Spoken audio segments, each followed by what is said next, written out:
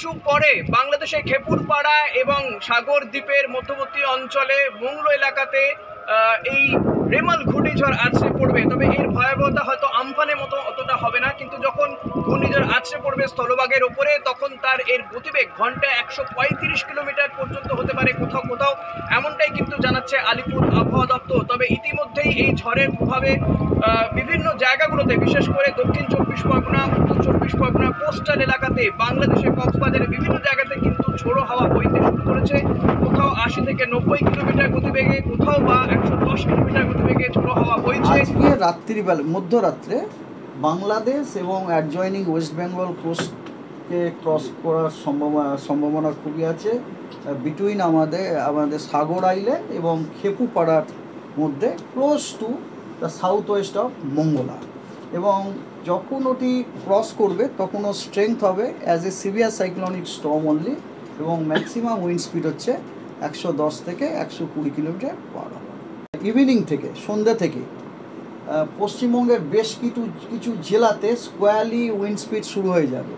Wind speed reaching 45 থেকে 55 kilometre per hour, gusting to 65 kilometre per hour. এবং সেগুলি হলো হাওড়া, হুগলি, কলকাতা, ইস্ট মেদিনীপুর ডিস্ট্রিক্টে ফ্রম ইভিনিং 26 মে। এবং এটি ধীরে ধীরে বেড়ে ওটি গেল উইন্ড স্পিডে পরিণত হবে, রিচিং টু 70 থেকে 80 kilometre per hour, gusting to 90 kilometre per hour.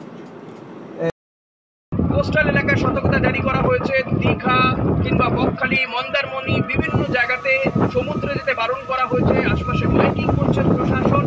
তবে আমফানের মতো এত ভয়াবহ না হলেও কিন্তু এর রেমাল ঘূর্ণিঝড়ের প্রভাবও কম হবে না, বিশেষ করে বাংলাদেশ এবং পশ্চিমবঙ্গের যে উপকূলবর্তী অঞ্চলগুলোতে।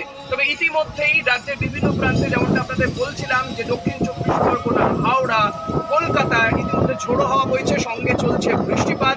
আগামী দুদিন কিন্তু এই বৃষ্টিপাত চলবে। তবে এই বৃষ্টিপাতের পরিমাণ আরও বাড়বে সোমবার দিন, এমনটা কিন্তু জানাচ্ছে আলিপুর আবহাওয়া দপ্তর। কোথাও কোথাও হেভি রেনফলের কিন্তু সতর্কবার্তা দিচ্ছে। পাশাপাশি 70 থেকে 80 কিলোমিটার বেগে ঝোড়ো হাওয়া বইতে পারে দক্ষিণবঙ্গের বিভিন্ন জেলাগুলোতে।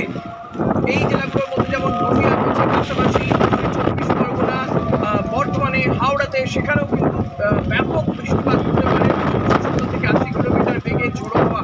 কলকাতাতে ইতিমধ্যে কিন্তু ঝোড়ো হাওয়া বইছে এবং যে কোস্টাল এলাকাগুলো রয়েছে, অর্থাৎ নদী উপকূলবর্তী বা সমুদ্র উপকূলবর্তী এলাকাগুলোতেও কিন্তু ঝোড়ো হাওয়া বইছে।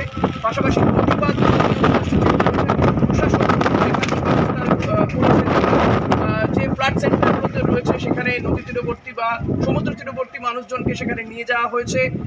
এরই পাশাপাশি শুকনো খাবার মজুত রাখা হচ্ছে। এনডিআরএফ, এসডিআরএফকে নামিয়ে দেওয়া হচ্ছে। পুলিশ প্রশাসনের পক্ষ থেকে মাইকিং চলছে। তবে এই মুহূর্তে আপনারা আকাশের অবস্থাও দেখতে পাচ্ছেন, যথেষ্ট মেঘ করে এসেছে, বৃষ্টিপাত চলছে, সঙ্গে চলছে ঝোড়ো হাওয়া।